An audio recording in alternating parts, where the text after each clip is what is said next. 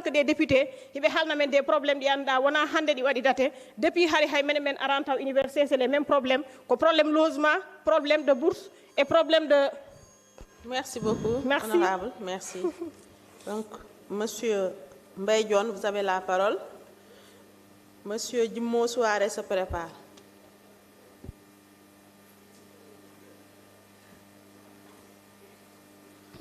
Bonjour Madame la Présidente, je salue les honorables députés, Monsieur le ministre de l'Enseignement supérieur, de la Recherche et de l'Innovation, Monsieur le ministre des Finances et du Budget, je salue vous tous et vos collègues. Permettez-moi de saluer chaleureusement mon ami le recteur Alioune Badara Kandji et le féliciter pour son élection à la tête de l'Agence universitaire de la francophonie. Monsieur le ministre, je vous félicite pour la confiance accordée par les plus hautes autorités de ce pays et j'ose espérer que vous allez réussir votre mission. J'ai eu la chance de vous connaître, nous étions étudiants et nous vivions les mêmes problèmes que les étudiants vivent aujourd'hui. Je vous connais, nous étions dans la même faculté, vous en département de sciences naturelles, moi en département de mathématiques et nous partageons les mêmes couloirs.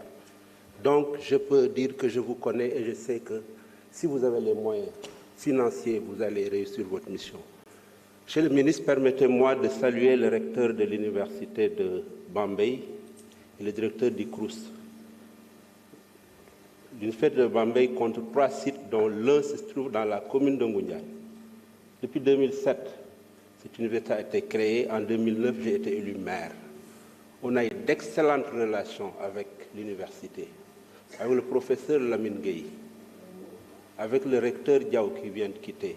Je n'ai pas eu la chance de connaître l'acteur. Mais aujourd'hui, j'ai noté que les relations sont en train d'être détériorées, alors que la commune a été un partenaire de l'université. J'assiste les étudiants, j'assiste l'université. Quand il y a un manque d'eau, c'est la mairie qui est là. Quand les fosses sont vidées, c'est la mairie qui est là. Quand les étudiants ont des problèmes de logement, j'ouvre ma mairie, mes locaux. Mais depuis le mois d'octobre, on a renouvelé les contrats de tous les agents. On a recruté de nous tous les agents, sauf les 10 femmes de ménage qui viennent de la commune de Ngoundiane, qui gagnent mauditement 50 000 francs. Ce n'est pas juste. Nous sommes formés à l'école de la République. Nous devons collaborer en républicain. Monsieur le ministre, il a été beaucoup question d'infrastructures, de bourses ce matin. L'enseignement supérieur mérite d'être révisé. Évitez de tomber sur les travers des régimes antérieurs en voulant coûte que coûte élargir la carte universitaire pour des raisons purement politiques et politiciennes. Des raisons purement électoralistes. Vous avez trouvé une situation, je suis d'accord qu'il faut faire l'état des lieux. Il ne sert à rien de créer des ISEP. On a 9 universités publiques, 6 ISEP, 2 écoles d'ingénieurs, mais le problème n'est pas réglé. Faisons l'état des lieux de la situation actuelle. Achevons toutes les infrastructures avant de vouloir coûte que coûte satisfaire une demande politique et ouvrir des nouvelles institutions qui ne vont jamais s'achever. Ça ne règle pas le problème. La question des étudiants, des bourses, nous sommes tous d'accord qu'il faut en discuter. Mais il faut la revoir, mais il faut en discuter. Vous avez étudiants comme moi. Nous avions les mêmes formes de lutte. Au moment où l'on parle, cette question elle est beaucoup plus sérieuse. C'était un problème de retard. Aujourd'hui, on se rend compte que les étudiants de master, on veut de façon unilatérale, provisoirement ou définitivement, supprimer leurs bourses. Discutez avec les gens. Répondez à leurs questions. Trouvez des solutions raisonnables. Demandez à votre collègue du ministre de l'Intérieur qu'on évite d'entrer dans le campus. Que sont devenues les franchises universitaires? Aujourd'hui, on est en train de tirer sur les étudiants.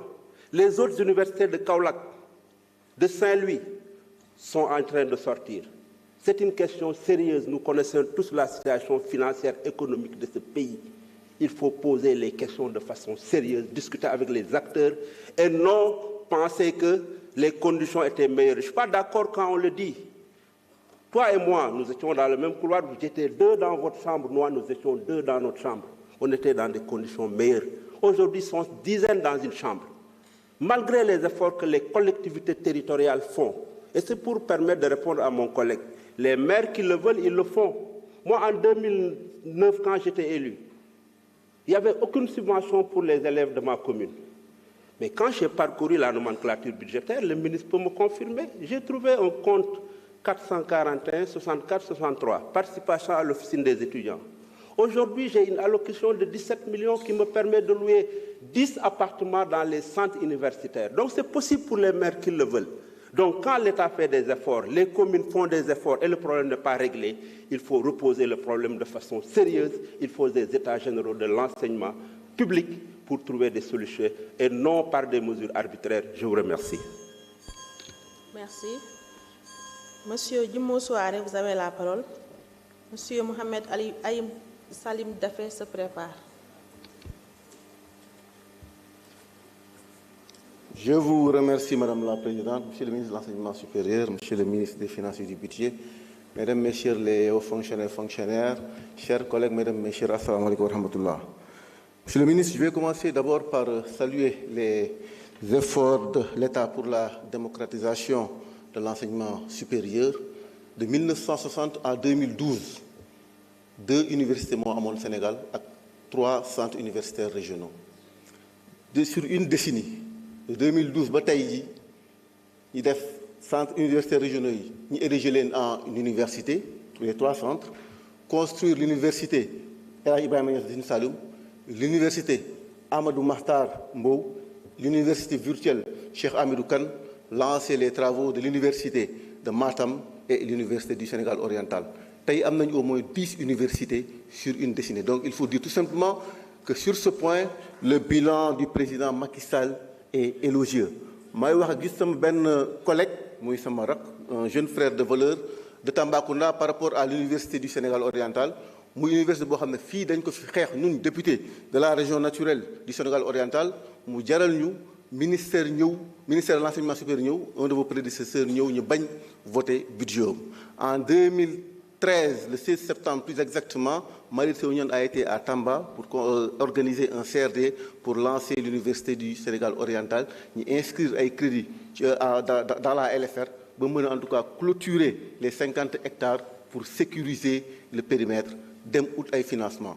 Le président Macky Sall, nous avons participé à une manifestation pour l'élection de cette université. J'en profite pour rendre hommage à la synergie des actions citoyennes présidée par Bounama Kanté et d'autres acteurs aussi. Déjà au mois de janvier 2020, nous avons le proviseur Kandjoura Noba comme coordonnateur de l'Université Sénégal oriental. Financement est à mon travaux démarré. Sénégal oriental,